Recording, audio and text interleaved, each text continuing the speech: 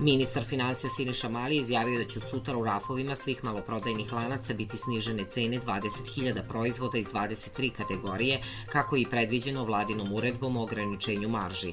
Očekujemo sniženje cena u proseku od 10, 15, 20% u zavisnosti od toga koliko je prethodno iznosila marža na određeni proizvod.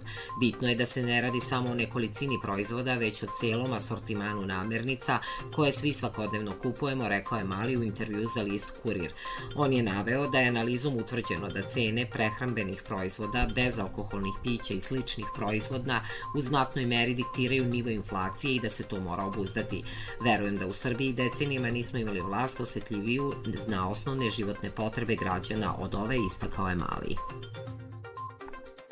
U mestima širom Srbije večera će biti održano okupljanje građana koji se protive blokadama, sa kojih će, kako je najavljeno, biti poručeno da blokade ometaju svakodnevno funkcionisanje i da građani žele normalan život, da se slobodno kreću, uče i rade. Organizator je Centar za društvenu stabilnost koji je pozvao građane da su u 18:30 okupe u svojim mestima i učestvuju u mirnim šetnjama protiv blokada. Sva okupljena su prijavljena, mediji prenose da će skupovi biti održani u oko 100 mesta širom Srbije. Studenti u blokadi u Nišu pozvali su kolege i sugrađane da sutra 1. septembra učestvuju u studentskom protestu 10 meseci, 16 žrtava, 0 odgovornih.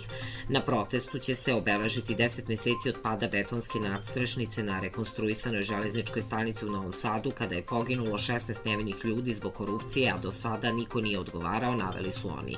Protest će se održati na raskrsnici ispred osnovnog suda od 11 sati i 30 minuta. Planirani su studentski govori, 16-minutna tišina, kao i performans u znak sećanja na nastradale. Dođite da još jednom pokažemo da se sećamo, da ne odustajemo od borbe za pravdu. Zbog svih njih, zbog svih nas, navodi se u pozivu. Nova školska godina prema školskom kalendaru Ministarstva prosvete počinje u ponedeljak 1. septembra. Prvo polugodište trajeće do 30. decembra za decu u centralnoj Srbiji, a drugo polugodište počinje u ponedeljak 19. januara 2026. godine.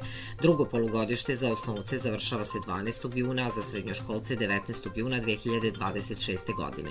Mali maturanti drugo polugodište završavaju 29. maja 2026. godine, maturanti gimnazija 22. maja, a maturanti srednjih stručnih škola 29. maja. Jesenji raspust planiran je za 10. i 11. novembar ove godine, sretenjski raspust od 16. do 20. februara 2026. i prolećni raspust od 10. do 14. aprila 2026. godine. Đaci u Vojvodini imaju nešto drugačiji raspored, pa prema njihovom kalendaru prvo polugodište u osnovnim i srednjim školama traje nešto kraće do 23. decembra, a drugo polugodište počinje 12. januara. Srpski teniser Novak Đoković meč osmine finala US Opena protiv Nemca Jana Lenarda Štrufa igraće u 1 sat u noći između nedelje i ponedeljka po srpskom vremenu, saopštili su organizatori. Đoković se do sada 7 puta sastajao sa Štrufom i svaki put izlazio kao pobednik, uključujući i duel u Njujorku pre 5 godina. Nisu igrali od 2021. godine, kada je Đoković bio bolji na olimpijskim igrama u Tokiju i Davis Cupu. Do kraja dana promenljivo i pretežno oblačno i svežije, mestimično sa kišom i lokalnim pljuskavima sa grmljavinom, koji ponegde mogu biti izraženiji. Vetar slab i umeren, sredinom dana i poslepodne pojačan, zapadni i severozapadni. Najviša dnevna temperatura od 22 do 27 stepeni.